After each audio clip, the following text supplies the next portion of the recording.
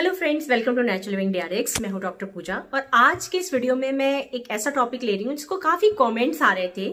जो भी लोग आईबीएस से पीड़ित हैं, आईबीएस मतलब IBS D, that means IBS में जिन्हें बहुत ही ज्यादा क्रोनिक डायरिया यानी दस्त की प्रॉब्लम रहती है, तो उनका काफी प्रश्न आ रहा था कि मैम कुटजारिष्ट और कुटज घनवटी क्या एक ही है, या फिर ऐसे भी काफी कमेंट्स आ रहे थे कि क्या कुटजारिष्ट और कुटज घनवटी दोनों सेम है तो कोई भी ले ले, या दोनों अलग अलग है तो दोनों में क्या अंतर है। तो मुझे लगा मुझे ये वीडियो करना चाहिए। इस वीडियो में मैं आपको बताने जा रही हूं कि कुटजारिष्ट, जो कि ये कुटजारिष्ट है आप देख सकते हैं, और कुटज घनवटी, इन दोनों में क्या डिफरेंस है।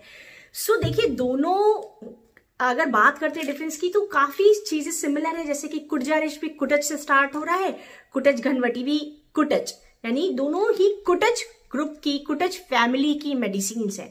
फिर दो मेडिसिन क्यों, और वो भी एक ही ब्रांड, जैसे कि पतंजलि है, पतंजलि भी ये दोनों ही बना रहा है, कुटज घनवटी भी बना रहा है, कुटजारिष्ट भी बना रहा है। सिमिलरली अगर बैद्यनाथ है तो बैद्यनाथ में भी कुटज घनवटी आती है, कुटजारिष्ट भी आता है। ऐसे डाबर भी दोनों ही को बना रहा है। तो आखिर ये एक है या अलग, और अगर आईबीएस के लिए दोनों है तो कौन सी ज्यादा फायदेमंद है, क्या लेना चाहिए। तो आज इसी टॉपिक पे मैं बात करने जा रही हूँ कि इन दोनों में कुटजारिष्ट वर्सेस कुटज घनवटी में क्या अंतर है, कितनी सिमिलैरिटीज है, इसको मैं इस वीडियो में बताऊंगी।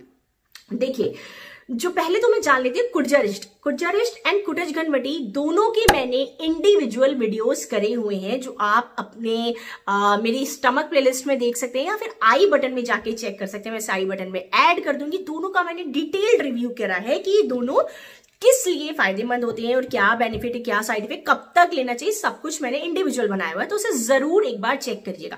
इसमें मैं ब्रीफली आपको बता रही हूँ कि एक्चुअली मेजर यानी मेन डिफरेंस इनमें क्या है और क्या सिमिलैरिटीज है। तो देखिए, जो कुटजारिष्ट होता है ये आरिष्ट यानी आसावरी मेडिसिन होती है, जिसको फर्मेंटेड करके बनाया जाता है। करीब लगभग 20 से 30 दिन इसको सारे इंग्रेडिएंट्स को वाटर में खौलाने के बाद में इसको रखा जाता है और इसको फर्मेंटेड किया जाता है, देन स्ट्रेन करके इसको मेडिसिन बॉटल्स में कंटेन करके सेल होने के लिए मार्केट में आता है। ये तो एक आरिष्ट है, आसावारी मेडिसिन एक आसव है। दूसरा, इसके जो इंग्रेडिएंट होते हैं वही जो, जैसे कि अगर हम कुटजारिष्ट के इंग्रेडिएंट की बात करें तो उसमें कुटज यानी कुटज इसका मेन इंग्रेडिएंट है। इसके अलावा इसमें महुआ पड़ा हुआ है, इसके अलावा इसमें मुनक्का पड़ा हुआ है, साथ ही में इसमें पड़ा हुआ है आपका गंभारी पड़ा हुआ है, साथ में इसमें पड़ा हुआ है गुड़ यानी जैगरी, प्लस धातकी भी मिलाया गया है। ये कुछ इसके की इंग्रेडिएंट्स है। इसके अलावा भी काफी इंग्रेडिएंट्स में मिले हुए हैं। इसको मिला करके इसको तैयार किया जाता है। जैसा मैंने बोला, इसको फर्मेंटेट करके तैयार करते हैं। अभी कुटज घनवटी की बात करें अगर, तो कुटज घनवटी का जो मेन इंग्रेडिएंट है वो कुटज होता है। कुटज की छाल, जिसे कुटज की बात भी बोलते हैं, कुराची की बात भी बोलते हैं, बहुत सारे नाम है इसके, बट मेनली इसे आयुर्वेदा में कुटज के नाम से जाना जाता है। तो ये दोनों ही कुटज फैमिली की मेडिसिन है, और ये दोनों ही आईबीएस, जिसमें आईबीएस डी डिसेंट्री वाला आईबीएस होता है, उसको ट्रीट करने के लिए यूज होती है। लेकिन कुटजारिष्ट और कुटज में अंतर ये है कि कुटज जो है ये गोलियों यानी टैबलेट की फॉर्म में होता है। इस तरीके की कुछ टैबलेट्स होती हैं, आप देख सकते हैं ऐसी। और ये जो है इसमें इसके कुटज के अलावा पड़ा होता है, जो मेन इंग्रेडिएंट है वो पहला तो कुटज हो गया, सेकंड है आपका अतिविषा। तो अतिविषा इन दोनों को मिला करके इसे तैयार किया जाता है। अब अगर अंतर की बात करें तो दोनों ही डायरिया एंड डिसेंट्री में यूज होती है, लेकिन ये जो है आपकी लिक्विड बेस्ड मेडिसिन है, और दूसरा जो कुटज घनवटी है ये क्रोनिक डिसेंट्री एंड डायरिया के लिए होती है, साथ में गोलियों के फॉर्म में, टैबलेट फॉर्म में होती है।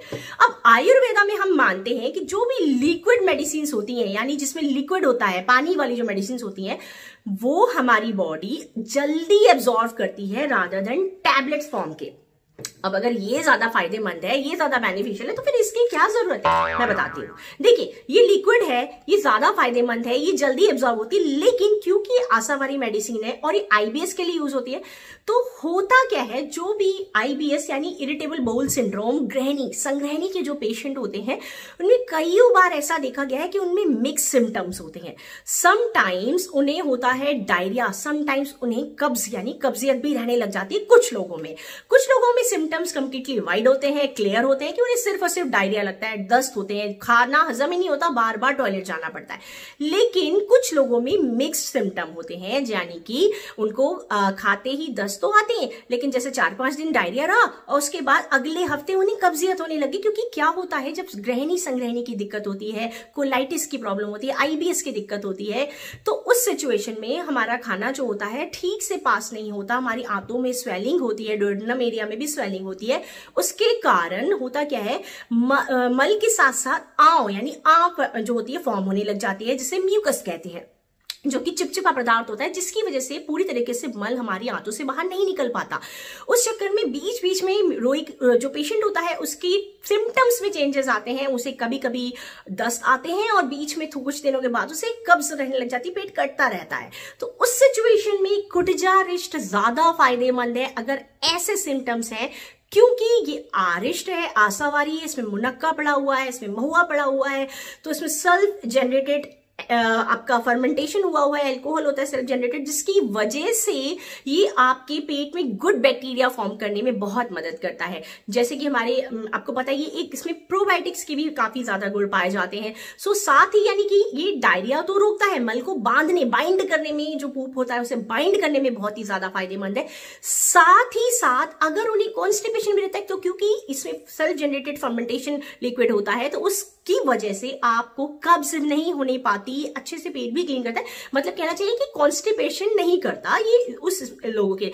लेकिन अब कुछ लोगों को, जैसे मैंने कहा, प्योर ही डायरिया रहता है, बहुत ज्यादा डायरिया रहता है, क्रोनिक डायरिया डिसेंट्री की होती है प्रॉब्लम आईबीएस में। उस सिचुएशन में आरिष्ट नहीं ले, उस सिचुएशन में कुटज घनवटी ज्यादा बेहतर काम करेगी, क्योंकि जैसा मैंने कहा ये क्रोनिक डायरिया एंड डिसेंट्रीज की मेडिसिन है और ये गोलियों टैबलेट की फॉर्म है, क्योंकि समटाइम्स ये आरिष्ट है, हर कोई इसको डाइजेस्ट नहीं कर पाता, सबकी अपनी अपनी प्रॉब्लम्स होती है, एवरी इंडिविजुअल डिफरेंट होता है।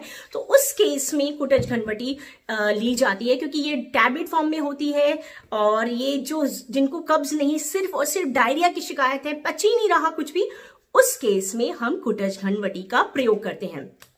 तो ये हो गया इन दोनों में मेन डिफरेंस क्या होता है। अब ये देखने वाली बात है कि आपका डॉक्टर, आप जिस भी चिकित्सक के पास जा रहे हैं, जिस भी फिजिशियन को दिखा रहे हैं, आयुर्वेदिक फिजिशियन को, वो डिसाइड करेंगे आपके सिम्टम के हिसाब से कि आपको कौन सी मेडिसिन आपके लिए ज्यादा सूटेबल है।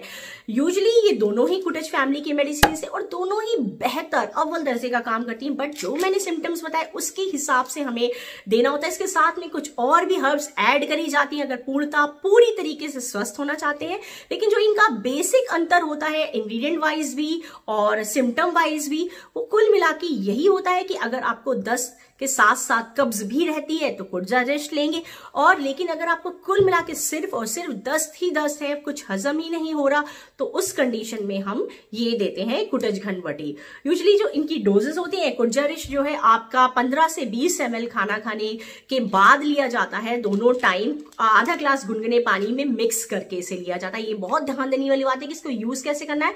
इसको 15 से 20 ml खाने के बाद में गुनगुने पानी में आधा ग्लास गुनगुना पानी लीजिए, उसमें 15-20 ml मिक्स कर दीजिए और उसको पीना होता है धीरे धीरे, जैसे चाय कॉफी पीते हैं उस तरीके से पिया जाता है, सिप एकदम झटके से नहीं, सिप सिप करके। कुटज घनवटी का इस्तेमाल बहुत ही सिंपल है, 2-2 गोली खाना खाने के बाद में आप ले सकते हैं, सुबह शाम। और ये कैसे भी कुटज, क्योंकि आपकी आंतों की सूजन काटता है, आपको जो आंतों को स्वस्थ करता है, कुछ लोगों को अगर घाव यानी अल्सर्स भी हो जाते हैं तो उसके लिए भी काफी फायदेमंद होती है।